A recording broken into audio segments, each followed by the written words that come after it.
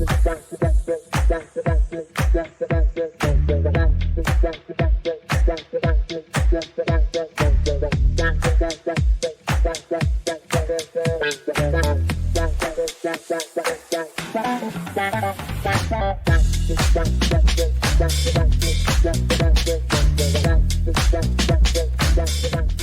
question is, how much do extracurricular activities carry in a student's overall application? Anybody wants to answer this question? Anyone? How much weight? It's a big part because like it shows like your interests and what you're actually dedicated to other than like academics. So I think it's a huge part in college applications. Absolutely. You're absolutely right. Right. It's not just grades and test scores alone, got it? GPA. No, they are one of the factors, but the main tilting factor is the extracurricular activities, got it? Because it shows your personality, right? That's what they want, that kind of a unique personality. Okay. So what they are going to look for in an extracurricular activity. Remember these questions. I'm planting the seed so that you become a specialist. You create a stellar profile, okay? I can just throw a list of activities at you and say, go enroll in them, but I'm not going to do that because this is like long lasting, that I want this to be imprinted in your head. Got it? So the question that they're asking and the thing that they're saying is, what does the student hope to accomplish in the future? Right? What is it? What is the fuel that drives them, right? What is their understanding of their contribution and what impact are they going to bring to medicine? Because you're specifically applying for the medicine, the BSMD, right? What are you bringing in, right? Especially to the medical community. Is it something like access to healthcare, medical care? Equanimity is your passion. You want to make healthcare affordable. You can have those activism as well. It's perfectly fine. Got it? What extracurriculars have you done? What activities have you done outside the four walls of your school, outside of your academics, outside of your curriculum? That's what they're looking for. How do you push yourself? Right?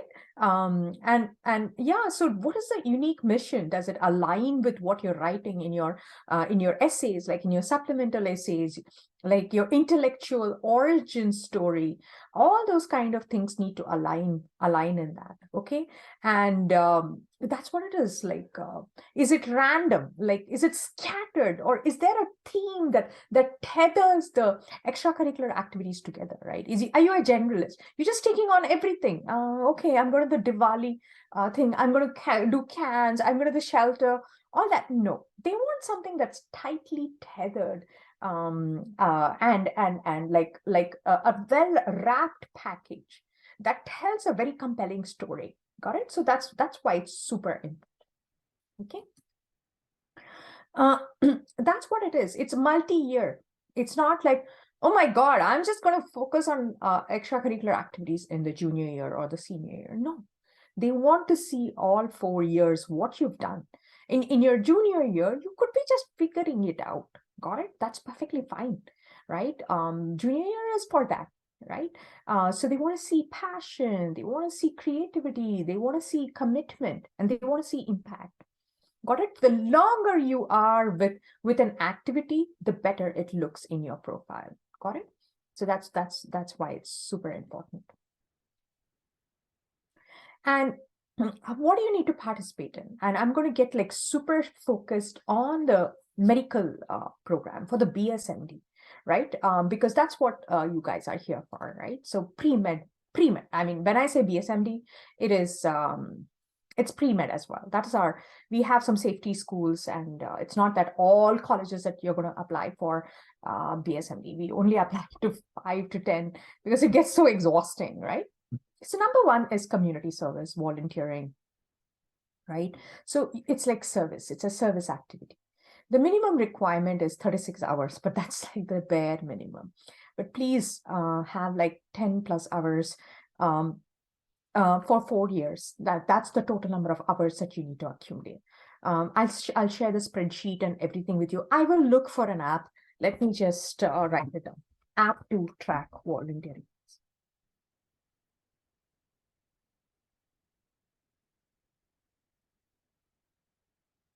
I don't know of an activity. What? Nothing. Let me ask my son. Nived, how do you track your volunteering hours? Do you know of an app? Use Sheets. Google Sheets? Okay, he said Yeah. Google Sheets. Okay, yeah. So that is what it is. Then physician shadowing, right? I mentioned about the physician shadow, not physician shadow, it's shadowing. I just call it physician shadowing. The minimum hours is like 8 hours. 8 hours. To be competitive, you need over 50 hours. Got it? On all 4 years, right? Try to maximize it in your summer, right? Please don't focus your summer on academics. Got it? It's not just piling onto your academics. Summer is for extracurricular activities. You go spend time in shadowing, hospital, hospice, all these things you need to catch up during the summertime. Because during the school time, you're so busy with school, going to school and coming back, right? You're home only at 3 or 4 o'clock. After that, which medical facility can you go and shadow, right? And also on the weekends, it's not possible because most of the medical offices are closed, right? So you use the summer to pack on your hours. Got it? And they're looking for patient exposure also, right? Have you been closely working with the patients? Did you exercise empathy? Did you exercise care? Did you express compassion, right? That's something that they're looking for, right? A hospital is a good setup to get that, get those hours. And how much are they expecting? The minimum is 8. The maximum, to be competitive, it's like over 50 hours. I mean, if you volunteer in a hospital, you will automatically get that. Right. If you go like 4 hours a day, in 8 days, you will get this number of hours, right? So that's what it is. Then patient exposure. Here are the common things that you can possibly have is the EMT certification. That's very common. A lot of people do that. Okay, I have a student, Joshita. She was a certified nursing assistant. She was a CN. She did that.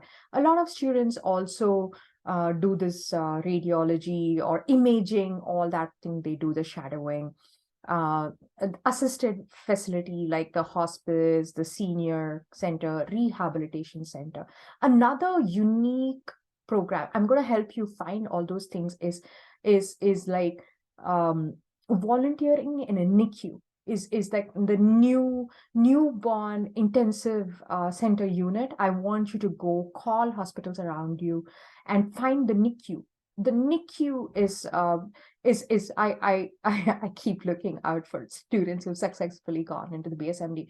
I've seen that students who sort of volunteer, spend some time in the NICU, the newborn ICU, they have a better chance of getting, because it's so unique, right? And I have a student, Anuprabha. I'm going to show you her. She's applying for BSMD. Oh my God, her profile is the bomb. I'll show you her resume. So she used to knit caps. She's part of the crochet club. She loves doing crochet. So she knits caps for the NICU babies, right? So something like that. It has to be like super unique, super niched, right? I will show you her resume. She has amazing opportunity. I mean, she's amazing activities in her. She has research. She is shadowed. She volunteered, like a lot of them. Got it? And also another thing is age requirement. I don't know, Vasant. It could be 16 or 15. I don't know. It depends on the hospital, right? We can perhaps go ask around near you that we would like to do that. And also they may not allow, but externally you can do some stuff there, right? Something to assist them or things like that. Another thing that I want you to look into is the suicide hotline. Sorry, the crisis hotline or the suicide hotline, like answering the phones. Okay, so those are some of the opportunities that I want you to look for, and we will look for them for you. But some of the suicide hotline age limit is like 18 or something like that. So that may not be completely doable, but I want you to look for opportunities where you can show your compassion, and it's not like the regular stuff. If you do regular ordinary stuff, your profile is not going to be stellar. Got it?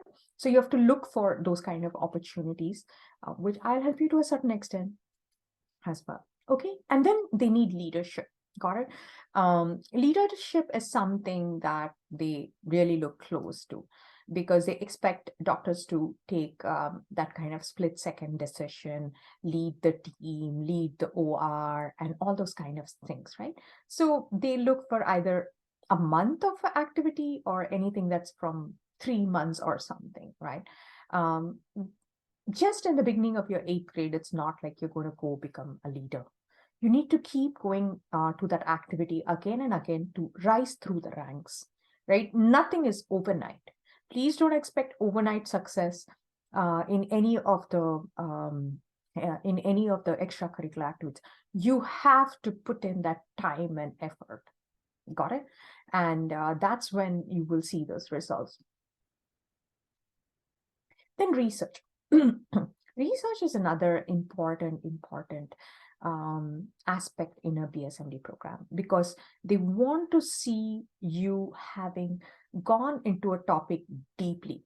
Okay, and then you should have worked with a university professor, otherwise it's a blog. You get it, right? So because only then you can submit your paper for peer review. Got it? So I offered that with a cancer specialist. I have cybersecurity, I have biomedical and everything, where an expert, you do the research on that topic with an expert. My students have gotten into Stanford after going through my program, or Johns Hopkins full tuition, right? And the BSMD program, right? Because research is so important. They write a 4,000-word research paper with my creative writers and the expert, and they submit it for publishing. Got it? So that's something that they look for. Research is important, but please don't think that you can replace shadowing or volunteering with any of these activities. You need to have all of these. Okay, it's not like, oh, you know what? I have 4 research papers, but I have 0 shadowing. That doesn't make you a competitive candidate. Got it? Or I have like 5 shadowing and 0 research. No, it needs to be like a balance. Like when I show you Anuprabha's, you will see what an amazing profile she has built in 4 years. Okay. So any questions about this particular topic?